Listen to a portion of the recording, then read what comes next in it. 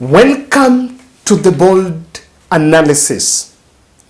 There is an amendment clothed as computer misuse and cybercrime for critical information infrastructure and the Cybercrime Management Regulations 2024, which seeks to compel critical information infrastructure such as IEBC to ensure that all the servers are domiciled in Kenya. I want us to dig deep in this. We'll question, we'll critique, but the best we will do is to make you understand what is there. But just before that, guys, there is a crisis here, and the crisis is what I want us to solve this month of February. Over the weekend, I was in Mama Lucy on Saturday, and I've just been invited by one fellow who is a member of this channel to go through and help someone who had been stranded there over bail. And so I could not. I just brushed through, then I went to Mama Lucy today. These 7 women, I don't know that I put 7, I put 5, but there are 7 women you are seeing on your screen gave birth and had complications. That is ectopic pregnancy. I hope you understand ectopic ni ile yenye hata ikutoka. There are those who also give birth deformed. There are those who give birth to different situations. Late December. For nearly a month and so, they cannot make their way out because of bills. I'm telling you. So they had complications. They gave birth. Some children are still in nursery. These ones are still stranded. So I pointed 7 with the special cases. You remember ile ya ku split, ile ku wale wenye the one that we helped Mercy kidogo. There are those with such critical situations and they're stranded of bail. So what I decided that this month of February, we are going to help release these 7 women from the hospital, wali give birth, postnatal. They had postnatal complications and they have not been released. So we are pushing as members of the board that this is going to be a pet project for this February. There are a budget of around 150,000. I have promised them that on Thursday, I am going to release them. And I promised them because of you. So kindly, even if you've never participated in our challenges, but this one is one that really is close to us. Let's contribute as little as 100, as 50. We are doing a 100 bob challenge.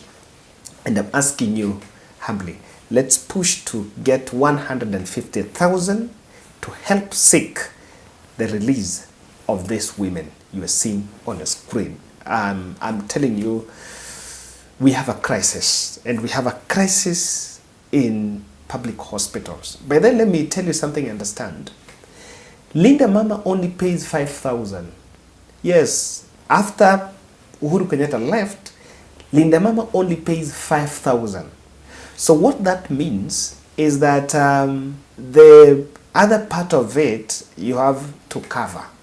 So that is what Linda Mama covers. If you don't have an HIF and you did not have Linda Mama and all that, that's the crisis we're in. So help us get the crisis, the postnatal crisis. That is the challenge I want us to do. Contribute as little as 150. If you can contribute for me, we are around 60,000. Imagine if we can all contribute 50 bob, 100, we'll be able to take this. So kindly, let's push through, and that is our project for February. We are going to release the 7 women from Mama Lucy. Now, this move impacts critical institutions. And I want you to look at this screenshot. The story I was telling you, the Nation, not the Nation, is writing, IEBC servers moves to have government moves to have IEBC servers hosted locally. Government moves.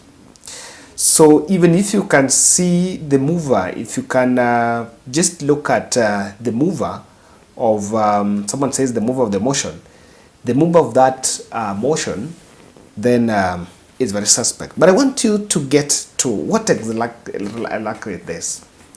When this regulation is floated to cut across institution, but the fact that it impacts a critical institution like IEBC is raising eyebrows for some reasons. And that is why you're even seeing, yes, this regulation is supposed to cut across all institutions, but the nation team are saying they're carrying that story, they're lifting that story, government moves, and they're specifically picking IEBC, even though it's supposed to affect all the other institutions.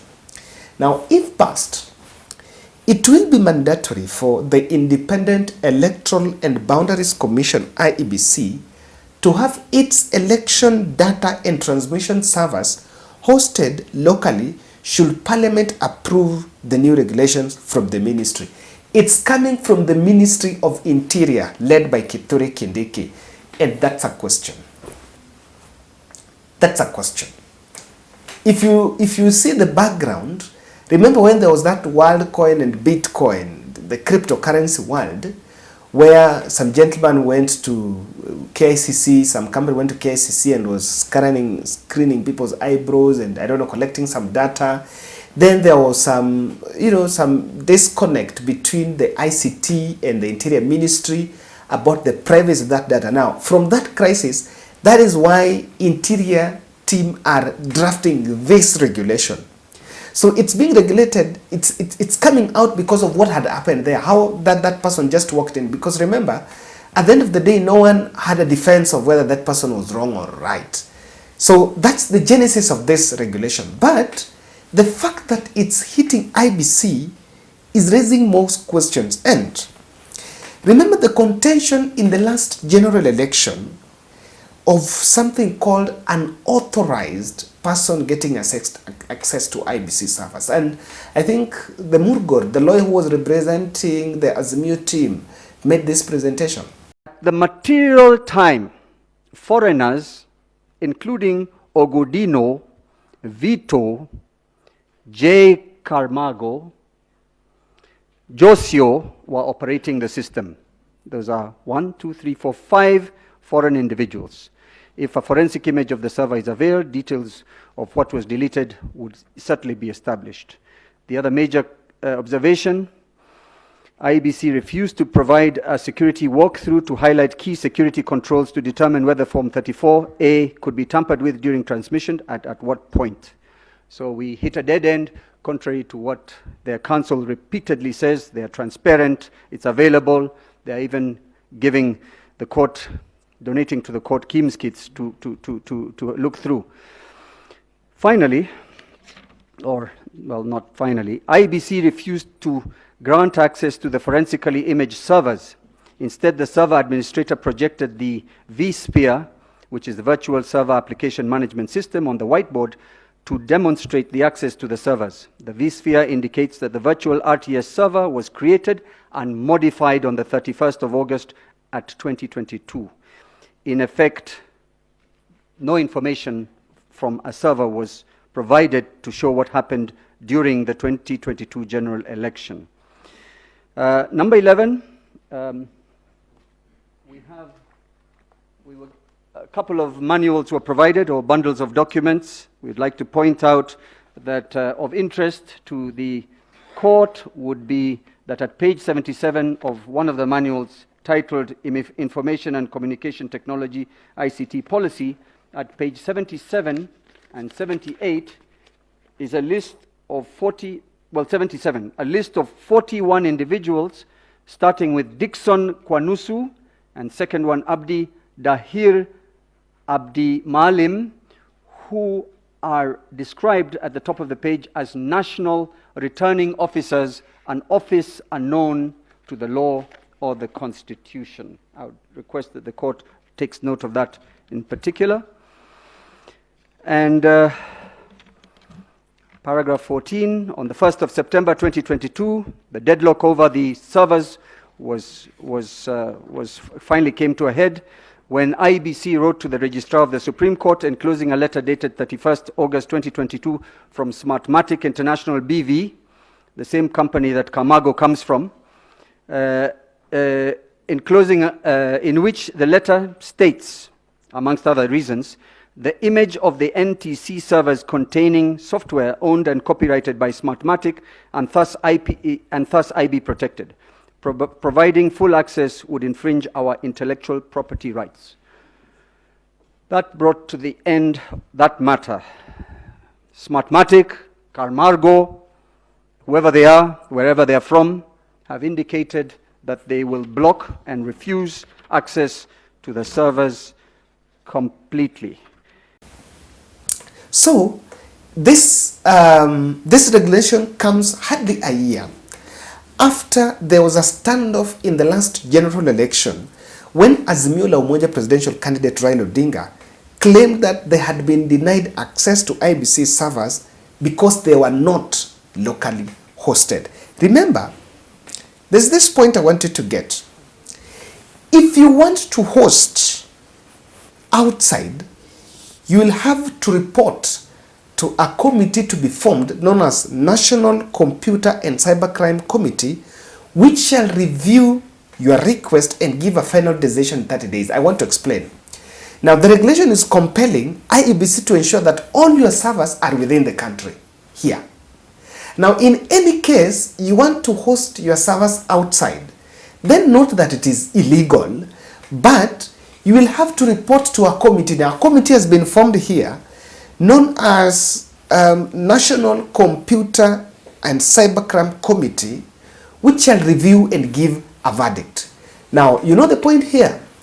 This committee, this committee that has been formed is a government policy, is a government committee. People that will be drawing salaries from the consolidated fund. People that will be enjoying state benefits. And that is where we tend to have a problem. That is where we tend to have a problem. That already an organization is being formed here, committee is being formed, and it's what's going to oversee whether they're going to host servers outside or inside. Now, the regulations designed will ensure that only authorized individuals have immediate access to critical information in the event of a cyber security incident. In fact, there is something that the government is telling us. Raila Odinga last year spoke about unauthorized individuals getting access to IB servers and manipulating the election. Let's get that. That is what Burgora said in that clip. And when we were talking about unauthorized individuals getting there, do you want to tell me that that can be cured by a law? Yes, it's true that within IEBC, they are the ones, their internal mechanisms are the ones that, they're the ones that decide who is going to have this access or this authorized access and who is not going to have. Themselves, they know. Now, government is saying that a law is going to be created, a regulation is going to be created in terms of a law that will ensure that only authorized individuals will know. How will government ensure that if IEBC is conducting their own elections? If they're the ones that are going to take control of that?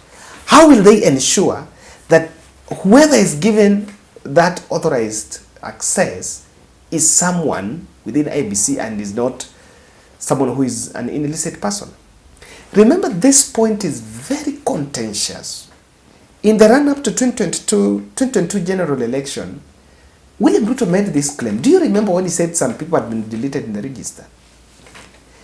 This was a time when he was meeting some European commissioners, members from European Union.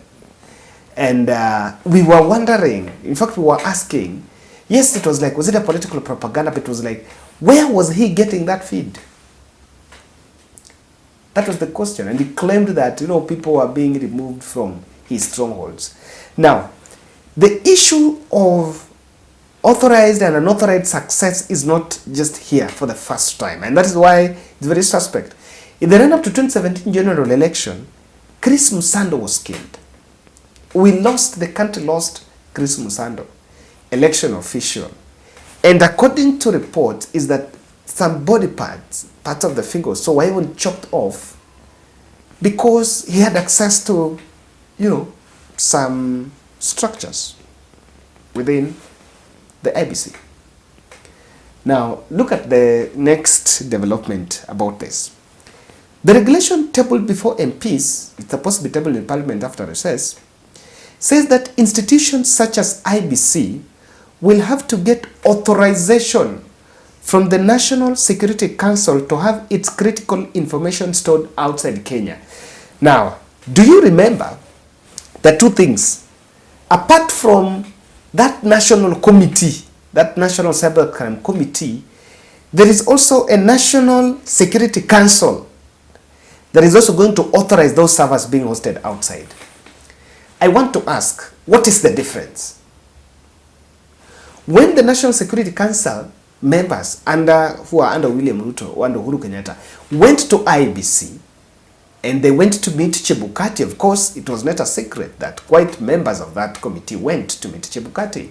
As to whether that meeting happened or not was there. In the run-up to during the 2022 general election, William Ruto and the team castigated that move, saying that the President William Ruto, Uhuru Kenyatta, was trying to subvert the will of the people. To me, I do believe that there is nothing like deep state. There's nothing like deep state. If there was something like deep state, Raila Odinga would be the president.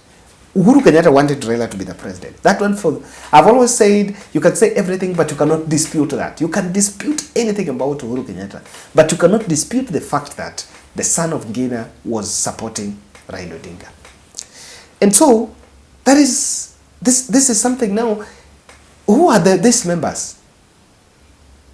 Look at this. Who are these members of the National Security Council? That National Security Council has also been restructured. And who chairs it? The president.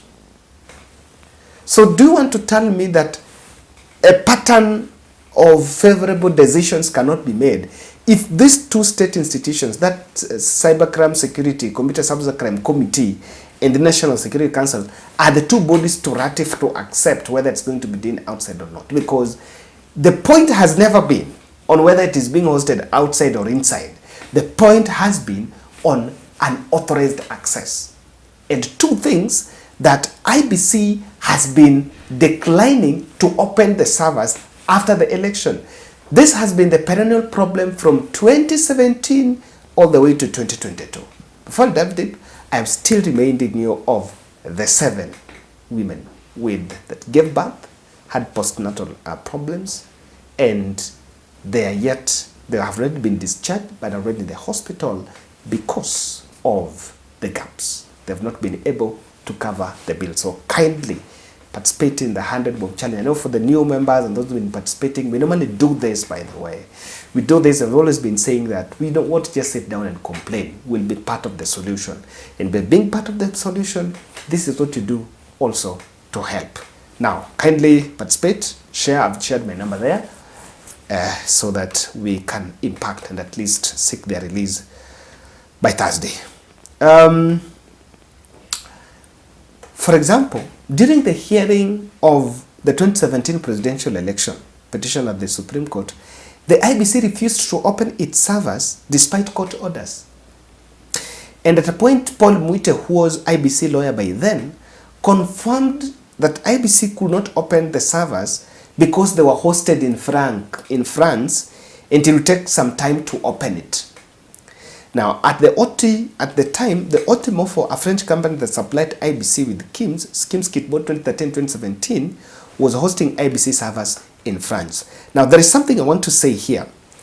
Any move that is touching on the IEBC would only make sense if it is building Kenya's trust and confidence in the electoral body.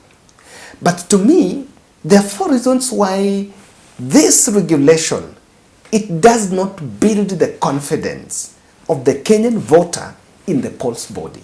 It doesn't meet it does not build. There are a little bit some questions, some red flags being raised. Number one, increase of state influence in data management, especially in the electoral system, is a big problem. Why? Those that have power will always attempt to retain power. And there is attempt to use every resource, every loophole available. By the way, those who want to retain power will always try to use and create every loophole available to ensure that they get their way. So I want to ask, opposition and the other opponents in an election do not have members in the National Security Council. Neither are they going to have members in that computer cybercrime committee. They're not going to be. So any proposal that would still increase the level at which the state can dip its hands in the electoral body should not be welcomed. Because what should the kind of, building the trust should allow for participation of stakeholders on the other end. Remember, if you are on the opposition and you are against an incumbent, you don't know anything. Because that incumbent has the structures to buy anyone and anything within the system. So the fact that we are coming with a regulation that is going to create those two bodies, that those two bodies will make a decision, is for me a wrong signal. Number two, the transparency threshold of IEBC is not met because of this problem. A perennial problem we've had in 2017 and 2013 and 2022 and even 2013 has been IEBC declining for servers to be opened or accessed after an election. That's it. That's it. So long as it's not compelling, for me, it's not meeting it, because that's been the problem. It's not compelling IEBC to say that, look what, we need to open these servers. That's what the country wants to hear. It's not meeting it. Number three, why is it that IEBC is quiet about this development, despite the fact that it has impact? I know that the bill is now under public participation, and I'm not seeing that public participation anywhere. By the way, where is that public participation? That's the point, though I'm now merging them.